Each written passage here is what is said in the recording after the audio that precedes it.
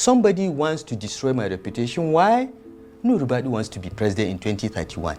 Well, he has to eliminate every northerner that well, he thinks is in the radar. That's what's going on. Ubasani is not my friend. Nubu Ribadu is not my friend. They were my friends at some point, but not anymore. Now, what's happening in the ICPC? The EFCC has done its investigations and they have not charged anybody because there is nothing, all right? But the ICPC, whose chairman is the brother of a friend of ours called Farouk Adamu Aliyu, who is a very close friend of Nubu Ribadu, reports to Nubu Ribadu on this.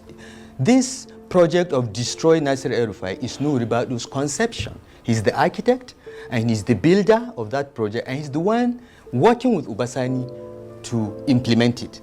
So far, it has been frustrating for them because they have not been able to find anything. In fact, what they have resorted to doing in the last 2 weeks is to be calling lower level people and some of my officials and saying, implicate Nasir Rufai and your problems will go away. This is what the ICPC has become. The EFCC is far more professional. They have, done a much better job of it. And now that we have seen that the whole thing is a charade, we are going to start fighting back. Okay? Charles, I've been in public service for a long time. I was advisor to Abdulsalam Abubakar. I've been DG of BPE, I've been Minister of FCT and Governor of Kaduna State. I swear to you, I swear to God, I have never in my life taken a penny that I'm not entitled to. In fact, in Kaduna State, in my first term of office, because we took a vow along with my late Deputy Governor that we'll be donating 50% of our salaries and allowances back to the state coffers, I did that. I gave my own entitlements to the government, and I have treasury receipts for that. I have never taken a penny of it, but somebody wants to destroy my reputation. Why? Nubu Ribadu wants to be president in 2031. Well, he has to eliminate every northerner that he thinks is in the radar. That's what's going on. Now, in 2027, I'm going to consult the same people. We're going to take the same decision which candidate to support and in which party. But do you think, because you mentioned here that you were obviously driven by certain principles, one of them being that the presidency had to go to the South. Irrespective of who emerged as the person, it had to be a Southerner. I mean, by that same token, are you going to support a Southern president in 2027? I cannot say that now. No, but let me explain. Following from the logic of your sort of I'm argument. in a different position now. Right. In 2023, I was a governor. I was a state governor. And whatever decision we took must reflect the values of Ahmadu Bello, Aminu Kanu, Sakashim Ibrahim, J.S. Taka, our leaders in the north that had a handshake across the Niger with our southern brothers and built trust. That was the duty imposed on me as a governor. I was not an ordinary person. I was the representative of late Sir Ahmadu Bello, Aminu Kanu, and so on. These were the values we were pursuing. It was not about personal interest. Now I'm a private citizen, okay? Now I'm not sure I will be in the APC in 2027. So I cannot answer that question. As a private citizen, I can afford to be reckless and say, you know what? We gave the Southerners their chance. They gave us Tinubu. Has he done well? If he hasn't done well by 2027, let's vote him out, okay? I would prefer that a Southerner succeeds Tinubu. But at the end of the day, in the party that I would be, whether it is APC or any other party, the calculation has to be who will win. And as I told you earlier, in Kaduna, when we looked at all the southern aspirants, our caucus said, look, Tinubu has the best chance of winning. Our party must win. Whatever the baggage he comes with, let's manage it after we win. It is the same way these decisions are taken. Now, in 2027, I will not be a governor. So I will not have the sort of clout that I had in 2023. But I'm just explaining this so that people understand that in those smoke-filled rooms where these political decisions are taken, hard political mathematics takes place in which you want to win. And the person that wins is the one that you go for. It doesn't matter where he comes from.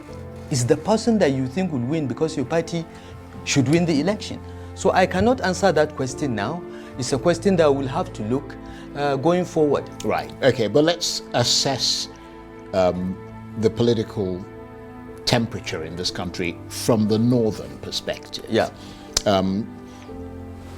We've read many times, we've had people sit where you're sitting from the north, the Northern League, different people from the north who express dissatisfaction with President Tinubu, particularly over appointments. What is your position on that? I agree with them. I think that President Tinubu's appointments are quite imbalanced.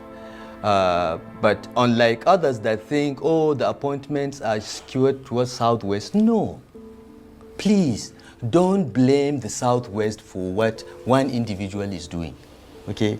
As a Northerner and someone that lived half of his life under military rule, we have suffered that. The military takes power, they do things, the head of state is a Northerner, he messes up, every Northerner is blamed. No.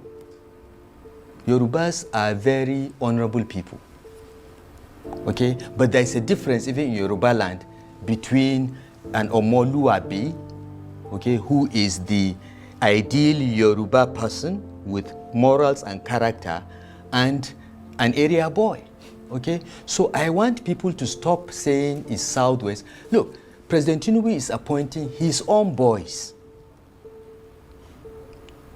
Not because they are Yoruba, but because they are his own boys. And most of the appointments do not even reasonably cover the Southwest. Okay, so people should stop confusing the two. The appointments are not balanced. Yes, definitely. Definitely. Right. You cannot argue that. But it's not a Yoruba thing. Please don't punish the Yorubas as you have been punishing Northerners for the sins of the military. Okay? Let's focus on individuals and hold them accountable. President Tinubu needs to do something about that. It's still not too late, he can correct it, but there is palpable anger in the north, and all the people around him, all those telling him that everything is quiet, they cannot go to the north and say vote for APC or vote for Tinubu today. But it's 2 years to the elections, it's not too late to correct things, and he knows. I have passed this message through many of those close to him. I hope they have the guts to tell him. Thank you, Charles. The last time we met was in the same studio, almost 2 years ago, when you were my guest on this program. So let me start by wishing you a happy new year and a very happy birthday, which you marked recently. Thank you very much. Thank you. And let me start with a simple opening question, because you said when you were last here, and at the time Bola Tinubu was a presidential candidate, that you were solidly backing his candidacy, and you held him aloft during the election and worked hard to secure his victory. And for the first couple of months of his presidency, you appeared to still give him unqualified support. Have the tables turned since then? Is your solidarity and support still to be counted on? It's a difficult question to answer, Charles. I am a founding member of the APC, and I'm still a member of the APC. But I have concerns about how the party is being run or not being run at all. And I've expressed those concerns. I've expressed those concerns because I feel that, like a father who has given birth to a child, I know the investment and efforts and the compromises we had to strike to create what is now known as the APC, and how many people sacrificed a lot to ensure that it was an internally democratic party with progressive ideals. And 2 years after the election of President Tinubu, none of the party organs is functioning. The progressive ideals, in my view, are not being pursued with any vigor.